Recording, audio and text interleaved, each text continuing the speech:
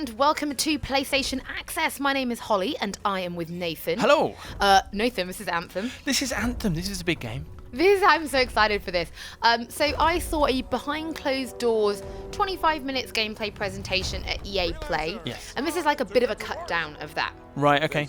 So we're starting in a Strider. So in our last video, I dropped like a whole bunch of gameplay facts, and one of them was there's no vehicles, but there is this, your mobile deployment unit, from which you can pick the suit you want for that particular mission. Gotcha. And you can just launch on in. So it's like a base. It is basically a mobile base. Nice. And here we are. This is the Colossus, one of the 4 javelins they said that would be available at launch. Gotcha. This is basically tank class. This is my class. Okay. And the javelins are the kind of these cool suits that we're seeing. Yeah, they're the exo suits, because you are still human. Apparently the dev said by flying through the waterfall, you cool off your jets. What's the plan here? I like Cool just appeared in the top left-hand corner. I really like the kind of the suit design, but also just the flying. That kind of gives it a real freshness to me. Yeah. You know, this is a type of game which is, you know, there are other kind of games that operate in this kind of space, shared world shooters. But yeah, there's something about the traversing of the world in here which is I find very alluring. So it's not a single-player game. It is meant to be multiplayer. You can play it totally solo if you want. You don't have to have people with you when you do the missions. That's fine. There is no AI. But it's a maximum of 4, but you don't have to load out with 4 either. We're doing 3 right now. In fact, there's 2 Colossus in this one, and if you ever get a chance, even they have different loadouts. Right, who's this guy?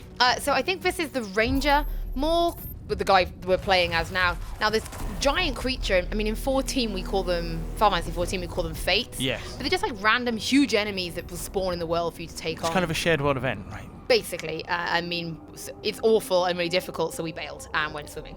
I ran away. Yeah, I'm just kind of talking about the fact that it's kind of shared world, but also not shared world. In terms of, what I really like is that, is this the tank dealing with things? Yeah, they were just like, we're going to show you how a tank would deal with mines. And it just basically, you have a deployment shield and you run on through. That's how I would deal with mine. I mean, to be honest, I also employ if it doesn't die when I punch it again. Yeah, which exactly. is why I play tank. But yeah, just kind of talking about that shared world, they were very much, you know, our world, my story. And I think that what other kind of shared world games are still trying to get exactly right, and I'm really glad it's a focus for Bioware, is that feeling of when you're playing with your friends, it not feeling kind of weird and incongruous. Yeah. When then you go and do story stuff on your own. You still feel powerful and like it's your game, but then you can hang out with your mates and fight stuff when you want to. Exactly. So you just saw a flamethrower there. That's the different loadout from the Colossus. Now you're seeing a combo attack. Okay. So you saw, I think it was the Ranger throw like an ice grenade. Then you had the Colossus come in with a barrage. That just pulled up the combo, extra damage. So you have to work together as well. When you freeze something and then hit it, it's better than just hitting it. Yeah, apparently so. Those are the rules of the world, Nathan. I don't make the rules. I just have to live by them. These are the lessons that video games have taught us. Where is this mission heading? Because I understand a bit about the kind of the game, and I love the kind of the giant sci-fi relics here, and that's part of the game. But where are we going? We're going basically towards a really ugly giant boss battle. Right. We've sort of done a little bit of a fight here that they've sort of cut out. We had to collect orbs and deposit the orbs while, you know, sort of fighting off waves of enemy. Environmental puzzle kind of thing. Kind of a very gentle environmental puzzle. In combat objective. Yeah, and then we sort of head further into a layer.